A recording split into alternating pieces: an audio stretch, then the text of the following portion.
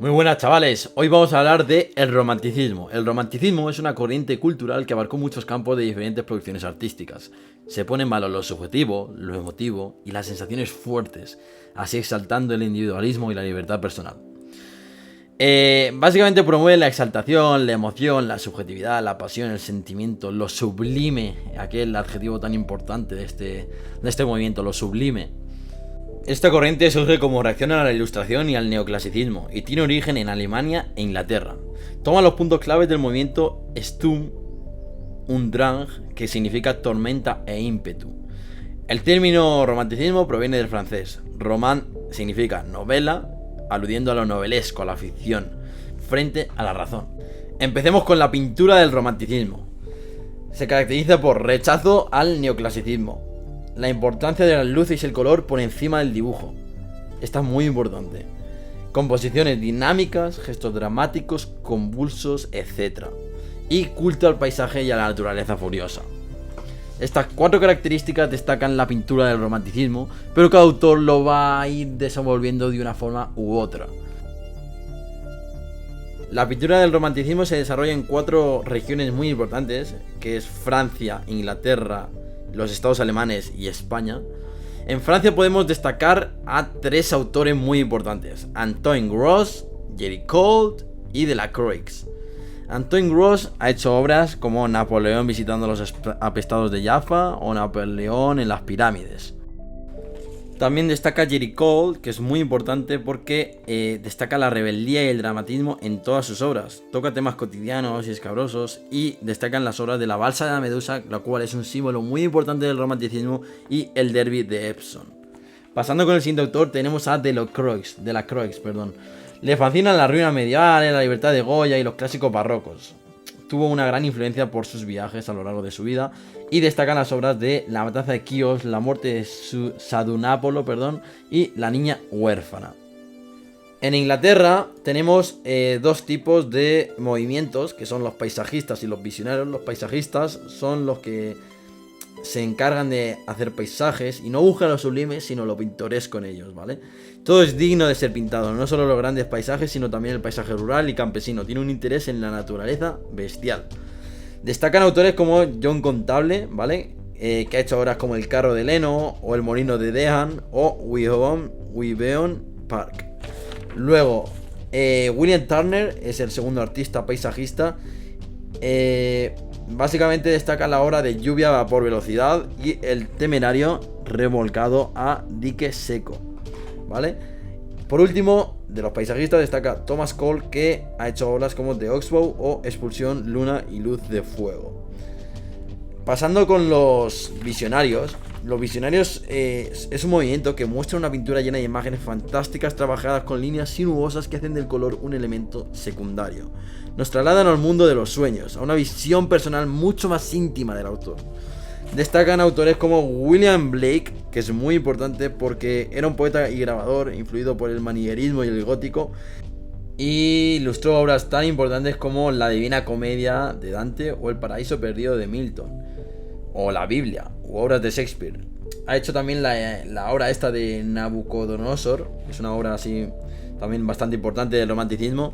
Y bueno, por el otro lado tenemos a Henry Fuseli, que para mí es de los que más me gustan personalmente, ya que tiene así obras siniestras, muy oscuras, con una gama cromática bastante fría, y que destaca Las tres brujas, La pesadilla o El silencio. Henry Fuseli es sin duda un autor muy importante de los visionarios romancentistas. Bueno, en los estados alemanes tenemos a dos autores muy importantes, que son Carl Friedrich, que ha hecho obras como Templo de Isis y Oseros o Town at the River, y Caspar David, que ha hecho obras muy importantes, y este autor sí que es demasiado importante en el romanticismo, que es La ladía en el bosque, Caminante sobre el mar de nubes, o Monja a la orilla del mar, o Hombre y mujer mirando a la luna. Son obras muy importantes que sin duda hay que mencionarlas y son bastante importantes. Por último, en los estados alemanes, había un grupo de pintores románticos que rechazaban el clasicismo y el esteticismo por lo superficial. Se llamaban los nazarenos, la hermandad artista. Buscaron la inspiración en la Baja Edad Media y da como resultado un frío eclecticismo. De las obras más importantes destaca Italia y Germania de Overbeck. Bueno, una vez acabado esto, vamos a hablar de la pintura en España del romanticismo, la cual se hace muy importante y destaca sobre todo la figura de Francisco de Goya. Fue un pintor de murales y caballete, grabador, dibujante, con influencias de Velázquez y de Rembrandt. El estilo y el tono que emplea en sus obras es cambiante y acorde a las vivencias experimentadas y conforme las etapas que vamos a ir viendo una a una. La etapa de formación. En la etapa de formación Goya inició la pintura en el barroco, donde el ámbito académico estaba marcado por la iglesia y durante su estancia pinta su primer gran obra para un concurso, que es la de Aníbal Vencedor contempla por primera vez Italia desde los Alpes. Esta obra es la primera obra de Goya, ¿vale? Es considerada la primera obra de Goya. En esta etapa de formación, él se casa y la Real Fábrica de Tapices, ¿vale? De Madrid, le ofrece un trabajo, ¿vale? Lo que va a conectar con la siguiente etapa, la etapa de Rococó, donde Goya combina el gusto académico por el pintoresco y se considera la etapa alegre de Goya, con obras como El Quitasol o La Gallinita Ciega, muy importantes. Y como el prestigio de Goya fue aumentando, se fue relacionando con la aristocracia y haciendo retratos entre personajes distinguidos e importantes de la realeza, como los duques de Osuna y sus hijos. La siguiente etapa, la etapa de plenitud, donde podemos notar un cambio bastante gordo. Es la primera crisis personal. Goya contrajo una grave enfermedad debido a pigmentos que se utilizan en pintura y le dejó como secuela una sordera que como consecuencia de esta le convirtió en una persona amargada y fría completamente. La verdad que no daba gusto acercarse a Goya en esta época, pero sin embargo su pintura se hace más libre, alejándose del academicismo, ¿vale? Como técnica aquí Goya destaca completamente porque hace las mejores obras, o las que se consideran las mejores obras, como las majas, la maja vestida, la maja desnuda, la condesa de Chinchón o la familia de Carlos IV, ¿vale? También destacan sus caprichos en el 1799. De aquí pegamos un enorme salto a la etapa de madurez de Goya, la etapa romántica de Goya. Aquí su personalidad se mueve mucho más fría, más tenebrosa, más oscura, donde retrata violencia, donde retrata oscuridad, lucha, miedo incluso. Destacan las obras de La carga de los mamelucos, el fusilamiento del 2 de mayo y los fusilamientos del 3 de mayo, que narran los horrores que se puede representar en la guerra de la independencia, ¿vale? La cual Goya presenció. También destaca la serie de los desastres de guerra y también las pinturas negras, ya que las pinturas negras son muy importantes, ya que a partir del 1819 Goya se retira a una casa cerca del río Manzanares que se llamaba La Quinta del Sordo, donde pintó estas obras. Por último, la última etapa de Goya, la etapa de Burdeos. Aprovechando el permiso del rey para visitar un balneario, se establece en Burdeos, donde su paleta parece recobrar el brillo y el color de etapas anteriores y realizar obras de mayor colorido. Las obras a destacar, La lechera de Burdeos o Los toros de Burdeos. Vale, ahora vamos a hablar de la arquitectura del romanticismo, ¿vale? En la cual destacan tres movimientos: la arquitectura neoclásica, la arquitectura neogótica y la arquitectura de hierro. Tal como lo dicen los nombres, cada una se destaca por estas características.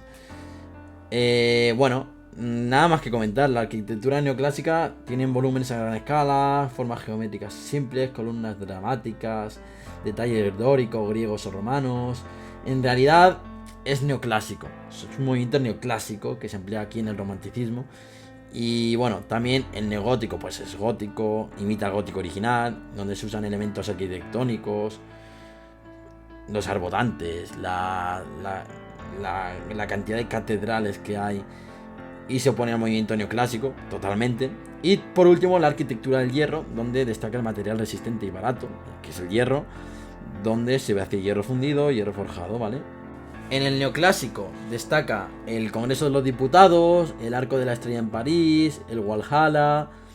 En el neogótico, la iglesia de All Saints, el pabellón real de Brixton o la catedral de Colonia. Y en la arquitectura del hierro destaca el Real Jardín Botánico, el puente colgante de Bristol o el Cristal Paradise. Ahora vamos con la música del romanticismo. La música se populariza con un público anónimo, hay libertad, individualismo, subjetividad del artista. La música se expresa desde el interior del artista, ¿vale?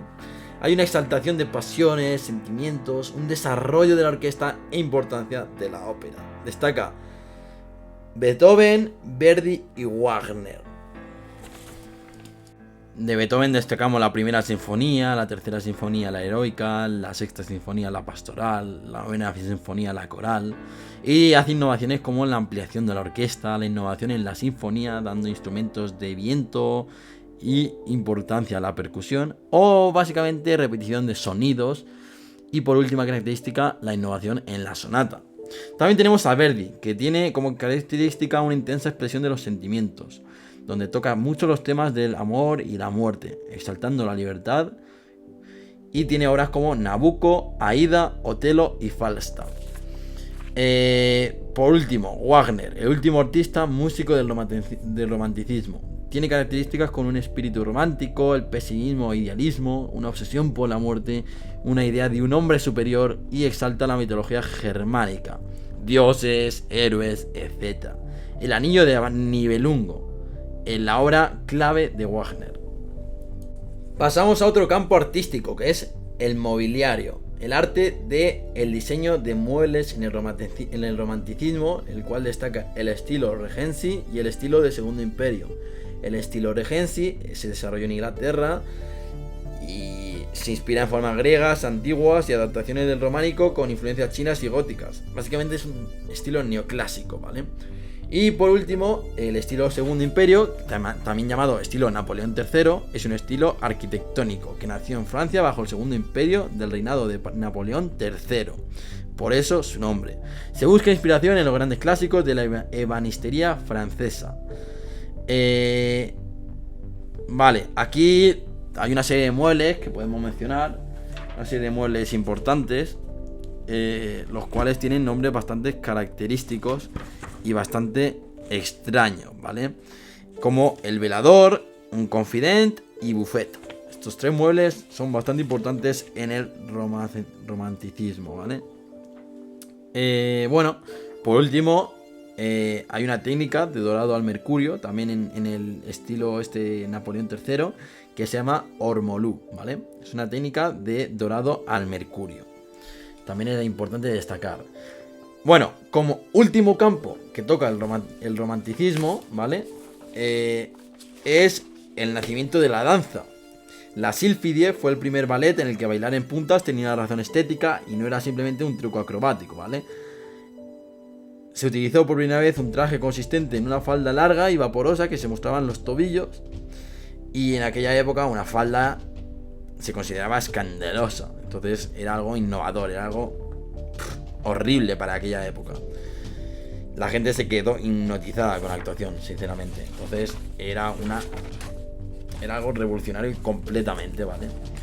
Bueno, hasta aquí el romanticismo.